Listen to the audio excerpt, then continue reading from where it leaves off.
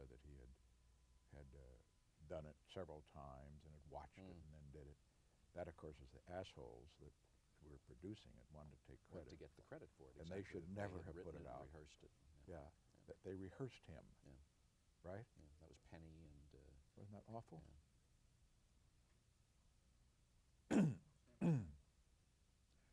I don't mind they're doing it. I mean, everybody's got to do it his own way.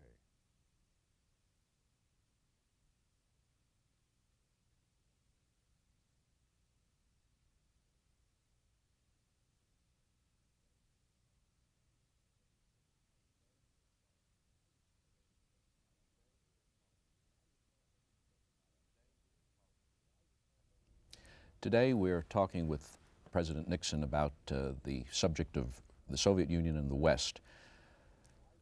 Mr. President, can we trust the Russians? Well, I recall talking to Manuel Brosio, the former Secretary General of NATO, a great Italian diplomat who served 6 years in Moscow before he came to the United States.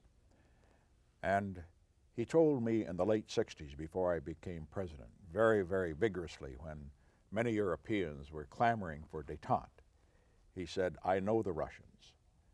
They are liars. They are great actors. They are cheaters. And they lie and they act because they consider it's their duty to do so. He says, you cannot trust them. Now, having said that, however, he did not go on to say that you should not deal with them. And my answer to this whole proposal or question as to whether or not the Russians can be trusted is very simply only if we make agreements which are in their interest to keep, self-enforcing agreements, and only if everything we do with them positively is linked to something else which will cost them if they break the agreement. But you can't trust them on the basis that, well, we're sincere and they're sincere. That is totally irrelevant where the Russians are concerned. Why do they lie and cheat? Why are they insincere? The reason is that their goal is very different from ours. To simplify it, our goal is peace, is an end in itself, and their goal is victory. And whether it's peace or war, it's a means to the end of victory, the Soviet or Russian or communist domination of the world. And under Marxist-Leninist teachings, you use any means to achieve that great goal. And if it requires that you lie and you cheat, you lie and you cheat. Now, under the circumstances, we simply do not follow that particular type of, quote, morality, unquote. And under the circumstances, however, in dealing with them, it doesn't mean that we have to lie and cheat, but we must be aware of the fact that they will when they can get away with it. But on the other hand, you can deal with them and they will keep a deal if you make it on the basis that will serve their interests and ours.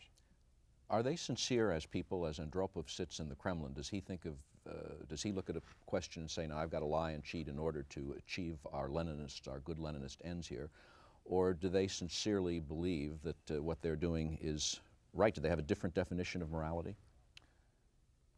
I do not think that morality is really relevant as far as they're concerned. They are thinking in terms of the total communist world, a communist society for everybody, equality and everything else that communism in its ideal state is supposed to produce.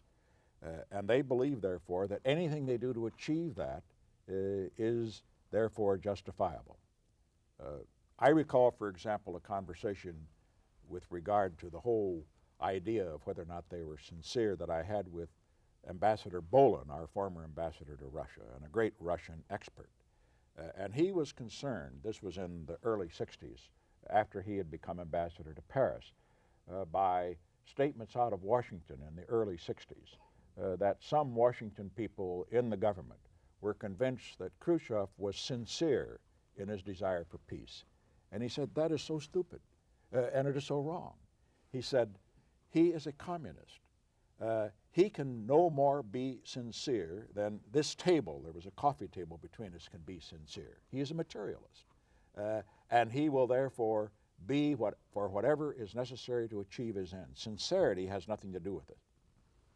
What do you think about the fairly widespread theory that one of the reasons for the Cold War is because we acted in the post-Second World War period when we had the power of the atomic bomb uniquely ourselves, that we acted suspiciously and vindictively towards the Russians and or towards the Soviets, and that turned them into what they became. That in effect we created the Cold War by our paranoia and our anti-communist Red Scare fears. Well, that is a theory that just doesn't stand up when you examine what happened. We have to remember that the Baruch Plan, for example, offered the Soviet Union the opportunity to join with the United States in the developing of nuclear energy. They turned it down. We have to understand that the Marshall Plan, for example, was offered to the communist countries as well as to the European countries. And the Soviet not only wouldn't take it themselves, but they wouldn't let some of their Eastern European satellites take it because they were not interested in that kind of agreement or cooperation with the West. President Eisenhower's famous open skies proposal, which he made, as you may recall, at the time of Geneva in 1955, that proposal in which the two would join together in opening up their countries in terms of inspection so that we could not cheat each other and so forth, they turned that down. What we have to bear in mind is that when what was called the containment policy was developed, first under President Truman and continued under President Eisenhower and Secretary Dulles, it made a great deal of sense. Then the United States had unquestioned superiority. And it was that superiority which avoided World War II, or World War III, I should say.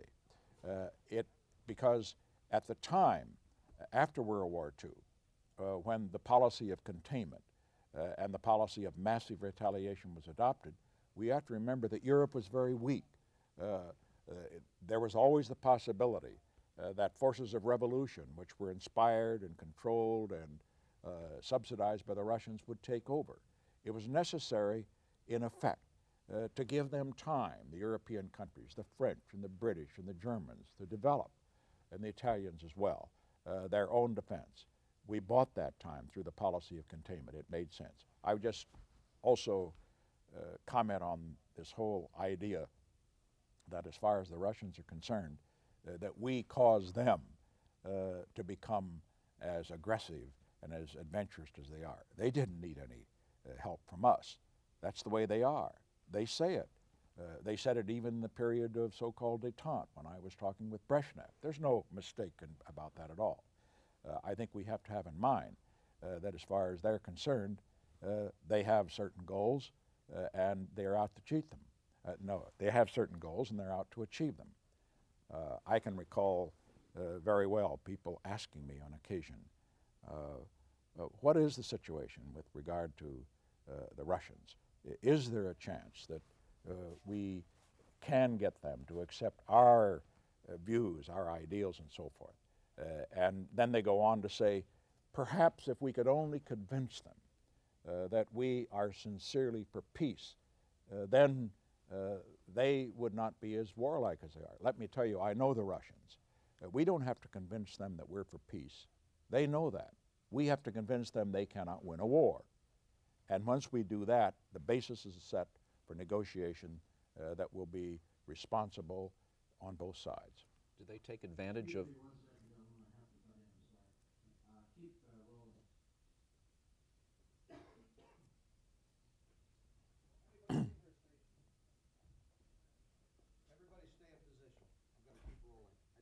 Tom, can I see you for 1 sec?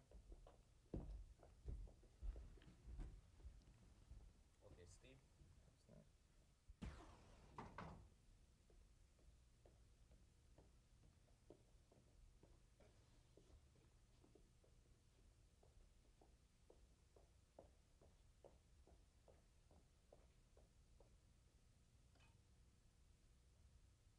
Frank, you want to lead in on that Yeah. aggressiveness of the Russians? Frank, and then go to Bud.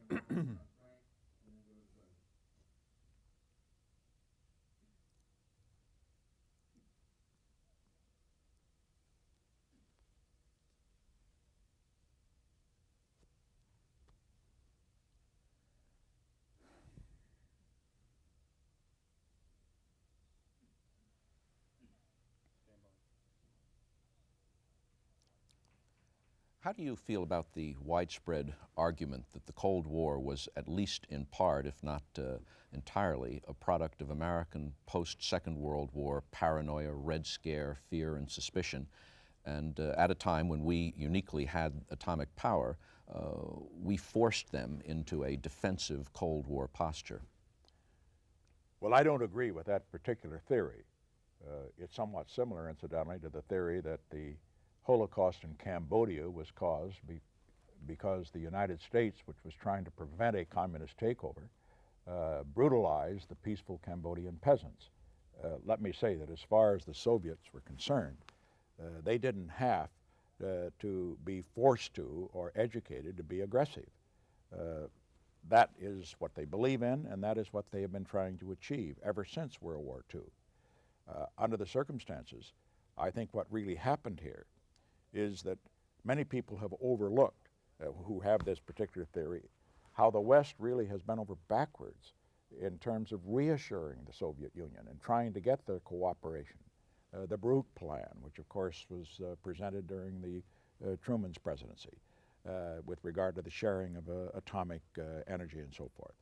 Eisenhower's open sky proposals, the Marshall Plan itself, which the Russians and the Eastern European communist countries turned down. They turned it down because the Russians insisted that they do. What really happened here is that the United States, in effect, held the ring with its superiority in nuclear power, behind which the European countries, the British, the French, the Germans, and the Italians, the major ones, as well as others, could restore their economies and their strength, and thereby not be, in effect, vulnerable to Soviet subversion. I would just say that, finally, as far as all this theory to the effect that what we really have to do is to convince the Russians that we're for peace and that they will be for peace, that's just nonsense. I know the Russians. We don't have to convince them we're for peace. They know that. We have to convince them that they cannot win a war. We've got to convince them that they cannot win without war. And once we have done that, then we can build a peace that will last, but only then. Do they take advantage of their knowledge that we're for peace? Oh, whenever they possibly can. They, for example, took advantage of President Carter. Now, President Carter is no silly, sappy dove. He has a good service background in the Navy. He's a good, strong person, in my view. But he felt that if he could only convince the Russians by unilaterally cutting back on our arms programs, that we were for peace, as he put it in his famous Notre Dame speech, that they would do likewise. In other words, follow the golden rule with them. Well, he cut back on the B-1, and he cut back on the Minuteman III production line, and he delayed the cruise missile and the MX missile and so forth. And what did the Russians do? As we cut back, they built up. That was the unilateral approach. It didn't work. Fortunately, at least as far as our defense program was concerned, Afghanistan opened his eyes and he turned around. But let us clearly understand, we have tried that way, the way of trying to convince the Russians by our restraint that we are for peace, that we are for disarmament, and all they do is take advantage of it. How could a man who isn't a silly, sappy dove say that he had learned more about the Russians in the week after involving the invasion of Afghanistan that he had in all of his life to that point? That has nothing to do with whether somebody is silly or sappy. What it has to do is the way, unfortunately, that many educated Americans look at the world today. Let's face it, the Americans generally are a people who have good intentions. Oh, we make our mistakes and the rest, but we would like the rest of the world to share our values. And we believe that our values are so good that they are ones that should be shared and that others may agree to. But in the real world, it doesn't work that way, and sometimes it takes time to find that out. Yalta is one of the most controversial events of the modern history. What do you think happened at Yalta? How would you describe the Yalta Conference? Well, those who were there, and here again, I would go back to Ambassador Bolin, who knew something about Soviet-American relations then and later.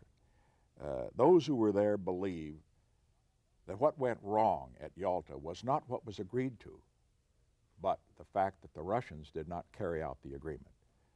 Agreement with regard to, for example, elections in Poland and that sort of thing. Once it was agreed to, they didn't even follow it out, whatever. Now, whatever the case may be, what we have to understand is that making an agreement, which was not self-enforcing, was the mistake.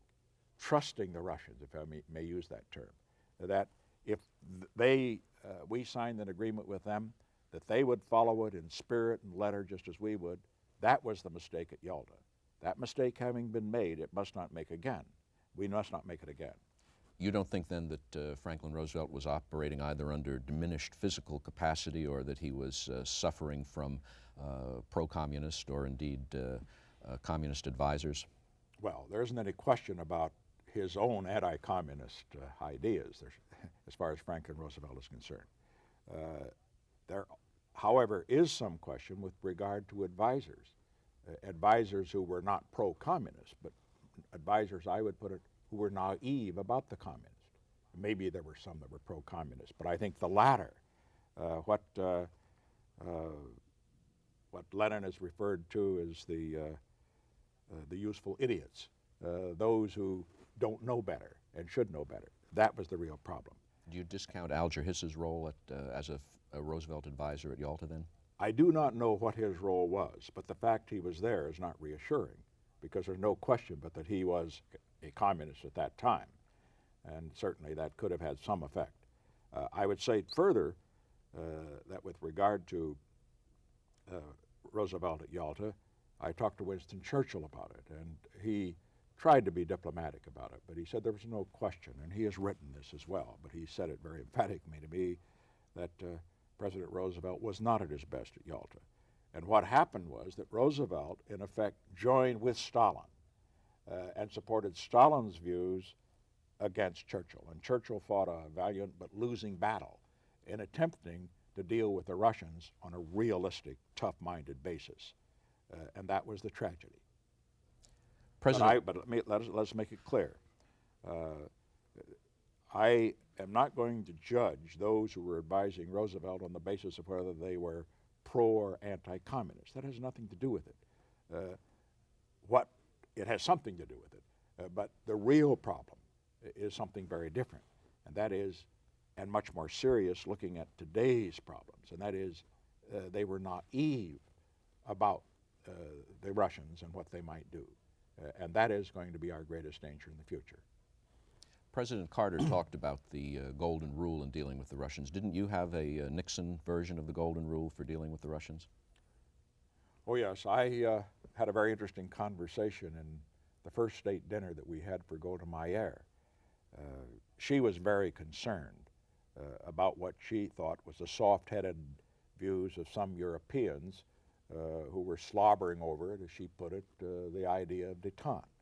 And she just wanted to be sure that we weren't taken in by the Russians, because she grew up in Russia, and she remembered that the Russian drunken policeman used to come by every Saturday night and beat her father up because he happened to be a Jew. And so she had strong emotional feelings against them, but also she didn't trust them generally. And then, in order to reassure her a bit, I said, well, let me give you a definition of détente that is a little different. I said, there is the golden rule of the Bible, do unto others as they do unto you. I said, that isn't the way you deal with the Russians. The international golden rule, and particularly one that must apply whenever you're dealing with an adversary like the Russians, is do unto others as they do unto you. She started to nod, and Henry Kissinger said, plus 10%. With the invasion of Afghanistan and the suppression of solidarity in Poland and other activities throughout the world, hasn't détente been discredited in the last several years, certainly since you left the White House? Discredited in the sense of how it was managed. But when you look at it historically, not in the sense of how it worked when it was properly managed. And what I am suggesting here is that the period of what is called détente really began in 1969. That was when I, in my inaugural said that we were going to enter a period of negotiation rather than confrontation with the Russians. And we began then negotiations at the ambassadorial level, at the foreign minister level, with Dobrynin, the ambassador here, and with Gromyko, the foreign minister, with Kissinger on our side, and I participating on occasion and also by letters, an exchange of letters with Brezhnev. Now, in that period of time, détente produced the Berlin Agreement, which was very much in our interest, and we believe in theirs as well, but particularly in ours because we got away from those over and over again incidents of crises on the Berlin Autobahn. It also had a very significant effect in deterring Russian adventurism. They tried to put submarines into Cienfuegos in 1970 in Cuba. We objected and we said, if you don't knock that off, then we're not going to continue to negotiate on arms control and trade and other things that they wanted. They knocked it off. It was effective certainly in restraining them in Jordan in 1970 when the Syrians and the Jordanians were having a go at it, and we were supporting the Jordanians since the Syrians were the invaders and the Russians were supporting the invaders. They stepped out of that, or kept out of it, I think because, I'm sure because of their desire to have a summit meeting, which was to occur almost 2 years later. The same was true of Indo-Pakistan, when there's no question in my mind, but the fact that we had a summit meeting scheduled by that time, that they restrained the Indians, or at least did not egg them on at a time that India would have gobbled up West Pakistan if the Russians had stood by and allowed them to do so. But we made it very clear that unless they would cooperate with us in bringing about a ceasefire, that there would be no summit, and that had its necessary effect. What I am suggesting is this: détente will only work if it's combined with deterrence. And by deterrence, that means you must have the military strength to make it clear that whoever engages in aggression will find that the costs are far greater than anything he's going to gain. And détente will only work provided, too, you have everything linked. Arms control must be linked with conduct. That's the way we practiced it, and it worked. Now, when it is practiced in a way that is two for them and one for us, like, for example, we will cut back on our military expenditures, we'll cut back on our programs without any reciprocal action on their part, then of course it is a disaster. But properly managed, détente with deterrence is the only acceptable option for the West and for the world today.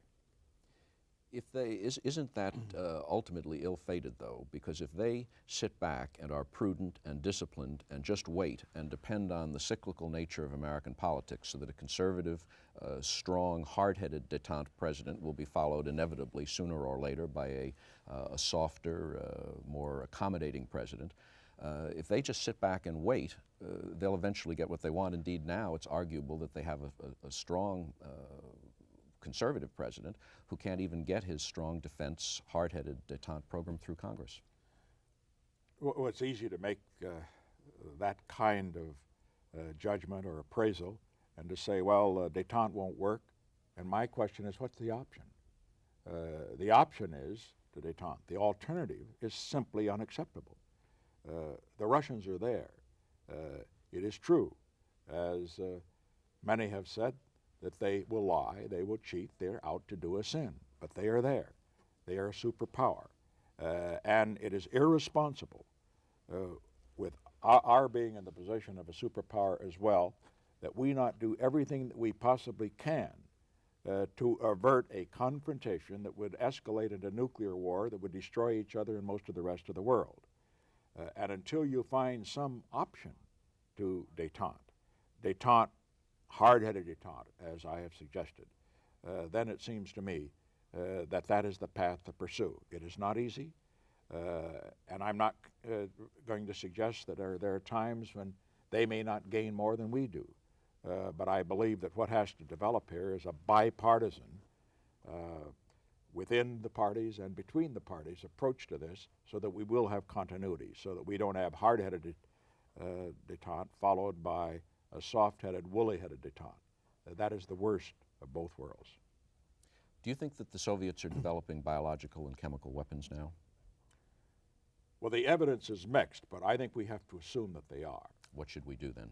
And that is something that has to be taken up at the very highest level. When a summit meeting does occur, as I am convinced it should and will, then that has to be very high on the agenda, and it's got to be made very clear that that will not be tolerated. But you don't go in there and say, please, won't you quit using biological and chemical warfare weapons? Rather than approaching it that way, you say, if you're going to use them, we're going to. And we have to have a program ready to go, and then we should initiate it. Can we, since it's very hard to prove or to verify whether or not they're being manufactured, and since, as you would have us operate from the premise that they do lie and they cheat in order to further their goals, could we depend on any assurances they gave at a summit that they weren't doing it? Don't we have to have a program of our own now as in terms of preventive medicine? Well, we should develop a program if we don't get some assurances. But I think that on the other hand, we have enough in place that a program could get going very, very fast. And I think what we have to bear in mind is that this is an area which could and should very properly be a subject for negotiation. Unfortunately, it isn't possible to have verification in many of these areas. But again, it seems to me that the only alternative to not proceeding in this way is simply a runaway race in biological and chemical and environmental warfare. And that could be, believe it or not, even more devastating than a nuclear war. Do you think the Soviets cheat on SALT? There again, the evidence is mixed. And I know that many people believe that they have in the military, and some claim that they have not. But that misses the point. It isn't a question of whether they cheat. What they have done in SALT, without any question, is doing everything they could allowed by the agreements. And what the United States, unfortunately, has done is not doing what we could under the agreements.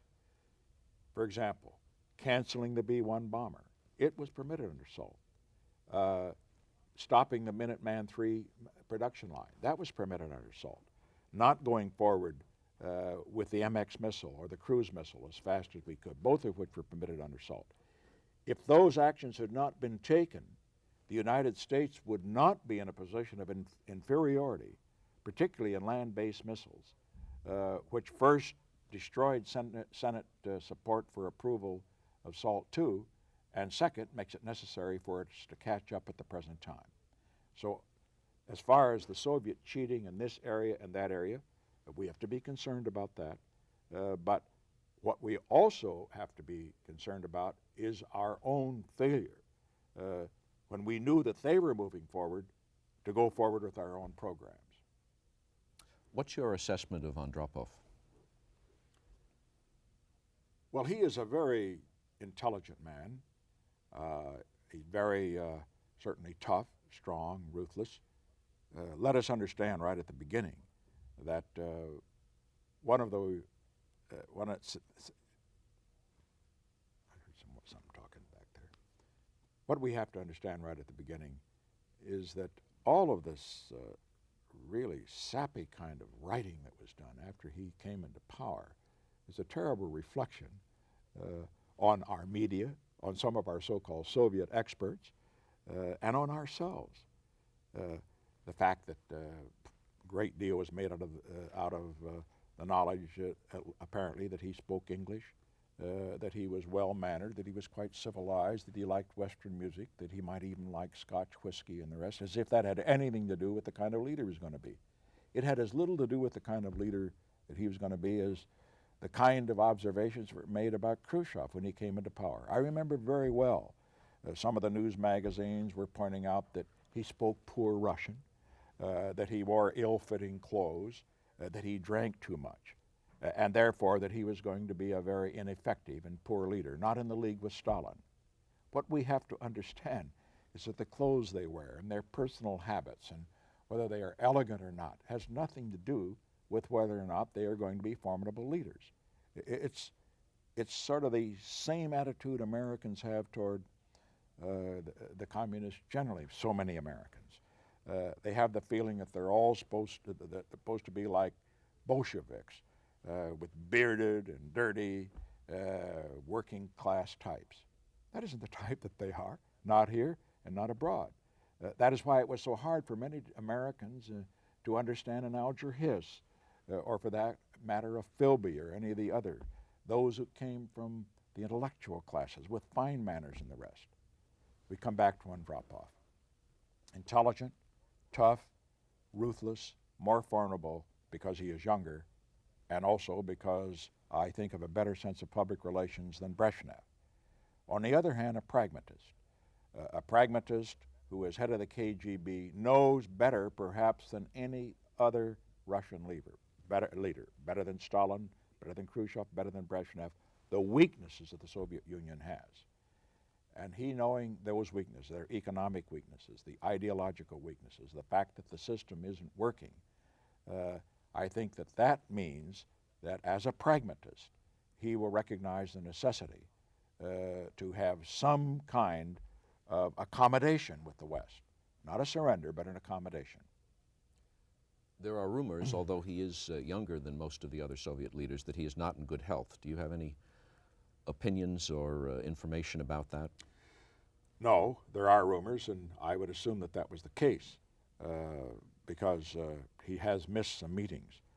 On the other hand, let's not allow that to mislead us as to how effective he can be. That may only mean that he's going to be in a hurry to accomplish the goals that he has to accomplish. And if he is in a hurry, then let's give him the opportunity to turn in a different direction than that of simply building on the past, building their strength, and not doing anything to reduce the dangers of nuclear conflict that's going to destroy his country as well as others. Now that Soviet summit meetings between presidents of the United States and leaders of the Soviet Union have become almost commonplace, people have become fairly blasé about them. But when you first went there in 1959 to meet Khrushchev, when you were vice president, that was a very dramatic event that riveted the world's attention. Through a very unique stroke of luck, we have some film that I don't think has ever been seen before. I don't think you've seen it before. It was taken by one of your Secret Service men who was with you on the trip. One of the films he took, which we have, was seated in the front seat of your limousine as you drove into the Kremlin for the first time. So through his film, we can see today what you saw that first time going into the citadel of into the heart of the enemy's citadel. As we see that, do you recall any of your thoughts? Are they going to put it on? Mm-hmm. Oh.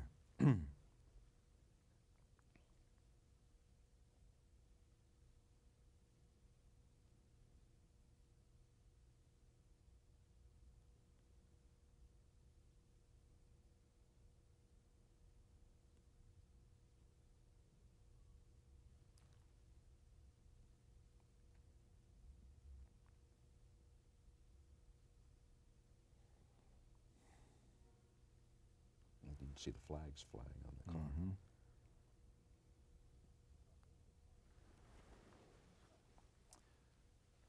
Well, this was my first visit to Moscow, and I've made 5 since that. I remember that I was extremely well prepared because this was the first visit to Moscow of anybody of my rank. President Roosevelt went to Russia, but that was in Yalta, in the Crimea, not to the Russian capital. I had heard about Khrushchev. I knew that he was a very, very capable, tough, unpredictable leader who would test my mettle and who would be taking advantage of any lack of knowledge that I might have. And so consequently, I was looking forward to seeing him, to see what made him tick. What were your goals? What did you want to accomplish by the trip? Well, I was there actually to open an American exhibition, which was the first one that was being held in the Soviet Union. and one that had had a very, very great impact. The tickets were being scalped. That is done there as well as it is here. And the Russian people were very, very impressed by the exhibits they saw. So impressed that TASS had several articles before we got there indicating that this exhibit was really not indicative of what life was really like in the United States, but only of how the millionaires lived and that sort of thing. So I knew that I had to lay a little of that to rest. So I was prepared to make a speech, and I just assumed that as far as Khrushchev was concerned, that I would listen to his views. I was not president. I could not negotiate with him, but I would listen to his views and, to the extent possible, reassure him as to our own motives where he may have had misinterpreted them or misunderstood them. Well, as it turned out, it wasn't quite as peaceful as it was predicted it might be. I must say, however, that I had done a great deal of homework, and I was prepared to talk on any number of issues that he might raise. And I found finally that he raised every issue there was. Again, thanks to your Secret Service man, we have some film of your first meeting with Khrushchev in the Kremlin.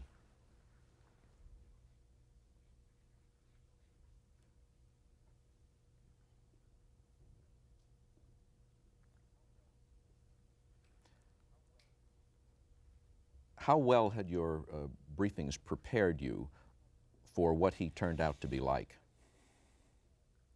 Quite well. I think they may have underestimated his quickness, his unpredictability. They did indicate that he was going to be very tough and he'd take advantage wherever he possibly could, that he could put on quite an act if necessary, but I think that they underestimated his intelligence. Underestimated probably again for a reason that's always hard for me to understand. He didn't happen to have a college education. He grew up as a pig tender. He didn't speak very good Russian, and consequently we think, well, such a man therefore can't be all that capable. Well, that has nothing to do with capability.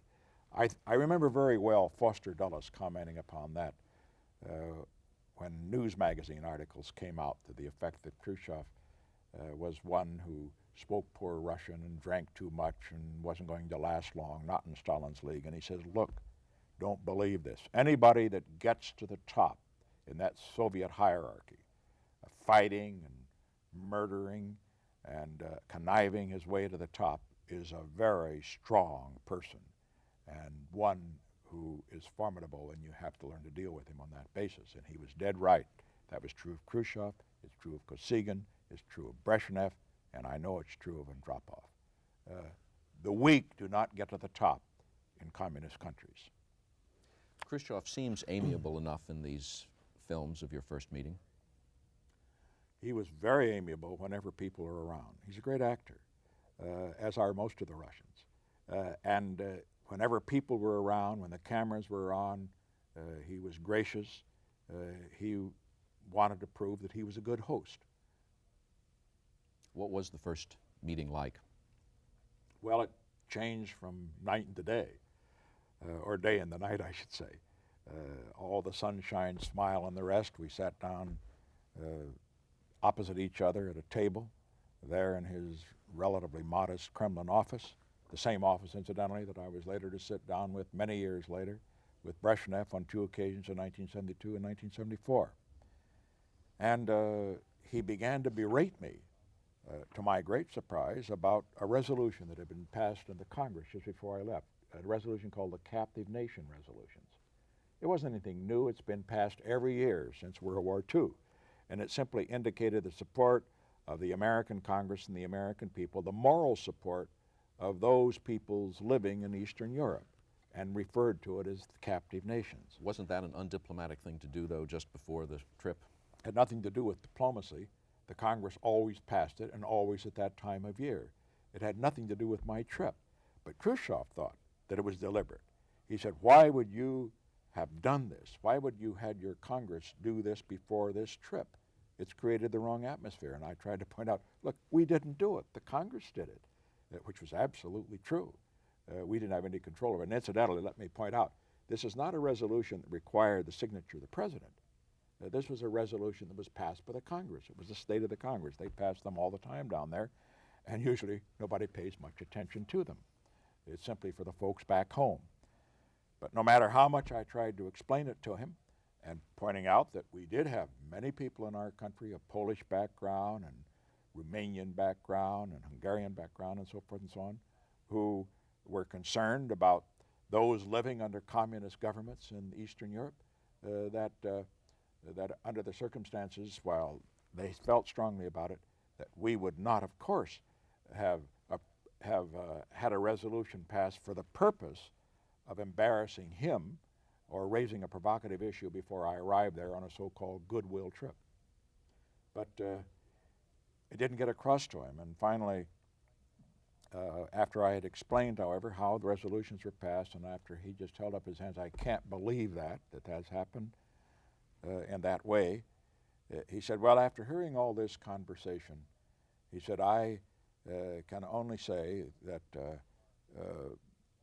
as far as the resolution substance is concerned, it simply has no basis in fact whatever. Let me think a minute. I'm trying to shorten this down. He said, after hearing all this conversation about the resolution, about the captive peoples, and about how it was done, he says, I have only one reaction. And then I said, what is it? He said, this resolution stinks. It stinks like horseshit, and there's nothing that stinks worse than pure horseshit.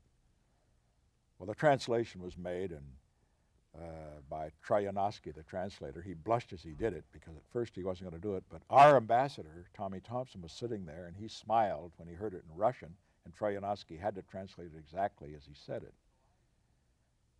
And so I remembered that when he mentioned horseshit, when I'd grown up in California, grew up in an agricultural area, that a neighbor one time had a load of pig manure brought in, and the stench was overpowering, much worse than horse manure. And so I said, well, I'm very interested to hear what you say, but I have to disagree on one point. And his ears perked up a bit. He said, there's one thing that smells worse than horse shit, and that's pig shit. He said, well, you may be right on that, but you're not right on anything else. Your relationship only went downhill from that high point, I guess. Well, it went down for a while. We went there then from the Kremlin after this meeting, which was just a hammer and tongs. That was only the prelude of what was to come later. And although the rhetoric wasn't quite as, shall we say, earthy later as it was on this occasion, it was really tougher because we began to talk about things that were a lot tougher than manure. We went over to the American exhibition, and it was there that the first time that he had ever appeared on American television and worldwide television with a leading American figure took place. We have some film. This was this opening of the American exhibition, or your confrontation with him became one of the most famous events of modern political history, the famous kitchen debate. We have some film of you and Khrushchev in that kitchen debate.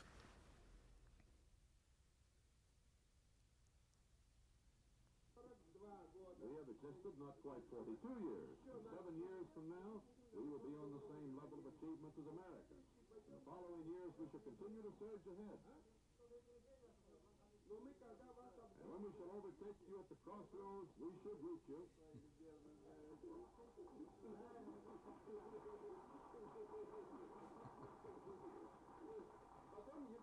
After that, if you wish, we can stop and tell you, please follow us. As to the question of social systems, if you want to live under capitalism, go ahead and live. This is your business. This is your internal affair. It doesn't concern us. We can only sympathize with you, but after all, if you don't know how to live, live as you know.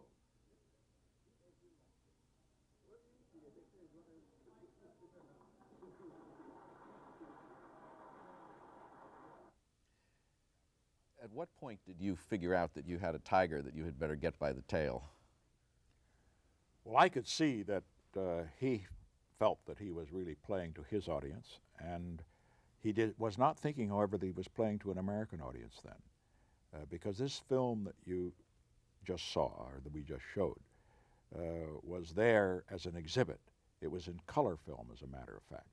And one of the things we talked about prior to this particular interchange that you've just seen was with regard to the fact that in color television that we had made advances, which they had, of course, had not yet reached in the Soviet Union.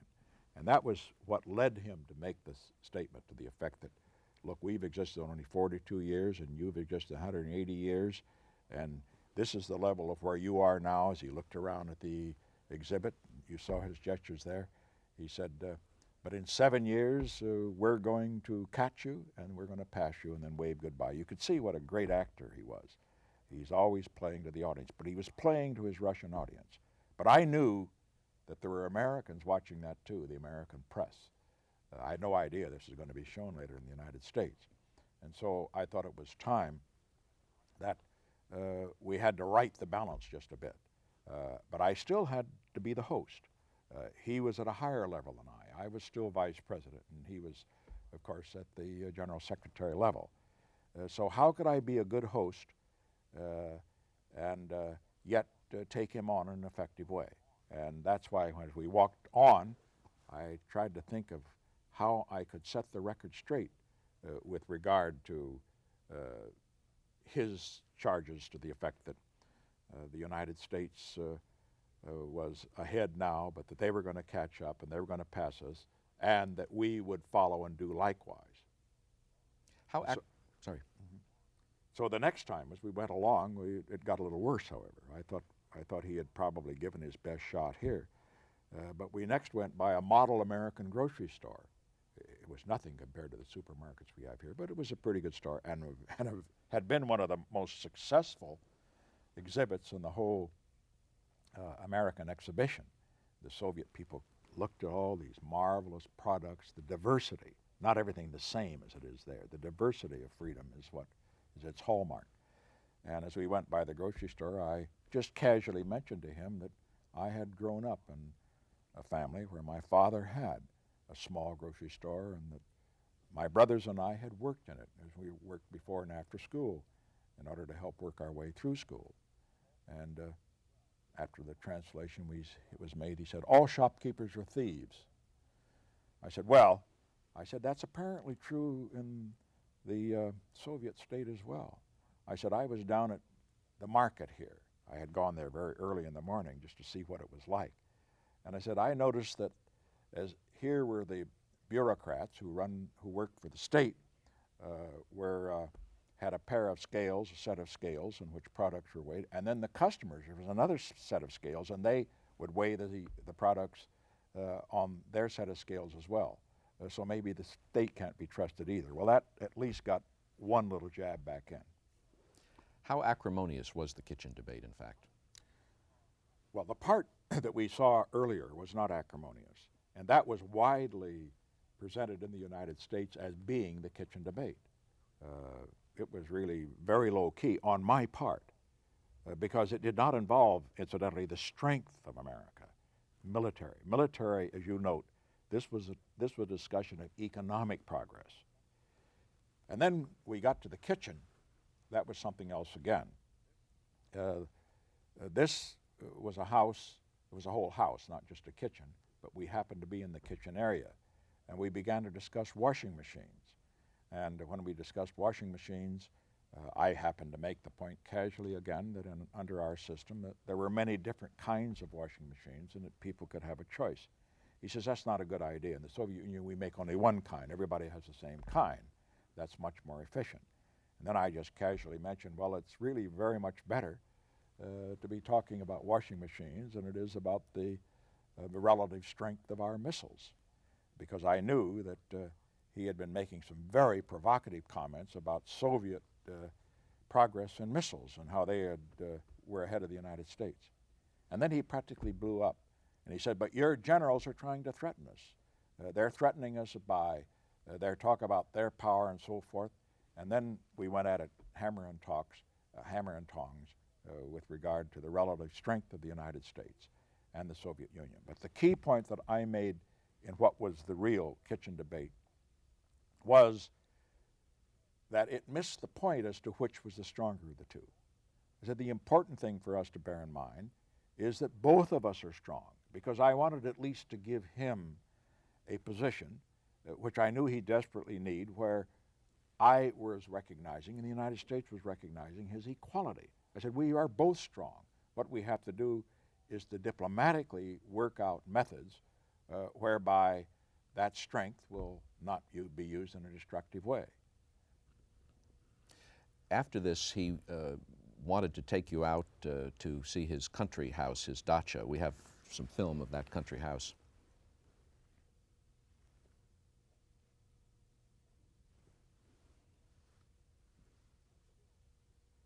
Do you want to describe your Well, first that impressions film, of it? incidentally, brings back many memories. It does not really capture the beauty of the house, its location, and its size. It's actually bigger than the White House. It was a magnificent former residence of either a czarist noble or perhaps one of the czars themselves had lived there. But the new czars, they lived as well as the old. As a matter of fact, I think there was a story, probably apocryphal, to the effect that Brezhnev was showing one of these beautiful dachas to his mother, and she was remarking about how nice it was, and she says, but what if the communists come back? But in any event,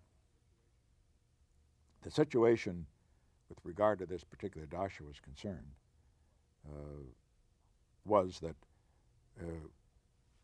we got there after we'd had this acrimonious confrontation at the so-called kitchen debate, when Khrushchev recognized that he perhaps had been a little too belligerent, and he tried to compensate for it. And so after we'd had a luncheon in which we threw our glasses into the fireplace and shattered them after drinking champagne, he was simply as hospitable as he possibly could be. He said, you really have got to go to the dacha. We had been scheduled to meet for lunch there the following day. He said, you've got to go there and spend the night. It's much cooler, much more pleasant than in Moscow. So he insisted we go, and that's why we arrived in the evening, and then he arrived the next day. When he arrived, he took you on a boat ride, and again, thanks to your Secret Service man's film, we can see some of that boat ride, which looks more like in some aspects, it looks more like a campaign trip than a pleasure trip.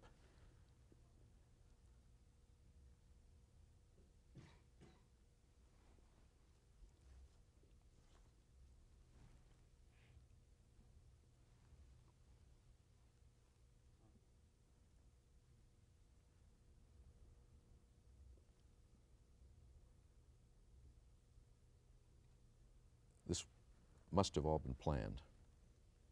Didn't they tell you that it was that these things were spontaneous? Well, as I look at that film, I recall vividly what happened. I knew that it had been planned. I could tell pretty well it wasn't spontaneous.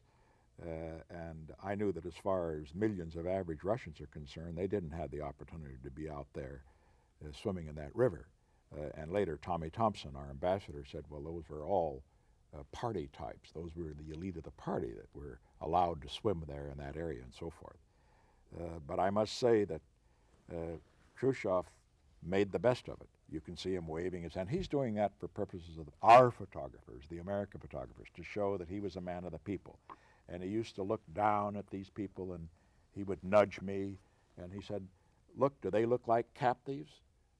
Referring to the captive nations resolutions. He said, you see the captives, the slaves, as he called them, they're very, very happy. And I said, well, you always make political propaganda. He says, oh, no, I don't make political propaganda. I just tell the truth. Do you think it was planned right down to the baby that's handed you? Oh, I think... Are they that calculating in detail? No, I do not think that as far as the handing of the baby to me that was done. I think that was something spontaneous that happened. And that does show that when we talk about the Russians lying and cheating and so forth and so on. We've got to be a little more precise. What we understand, and what we must understand very simply, is this. The United States and the Soviet Union can never be friends. However, that does not mean that Russians and Americans cannot be friends. Russians are basically a strong, as they proved in World War II, courageous people. They're very emotional. They can be very hospitable. And most of them, I found when I got out of Moscow on my various trips there into Asian Russia, in Novosibirsk in Siberia, in Sverdlovsk in the Urals, in Almaty, way down near the Chinese border, in Samarkand near the Persian border, in Kiev and Minsk, you would find an outpouring of real warmth from people. What we have to understand is that as far as the leaders are concerned, they can be communist one moment and Russian the next. And sometimes it's an act, but sometimes it isn't. So with all these things in mind, that means that it is very possible for them to be very human when they're acting as Russians. On the other hand, when they're acting as communists, you must be sure that you can maybe be sure that they can be very ruthless. I think we're at the end of our first hour.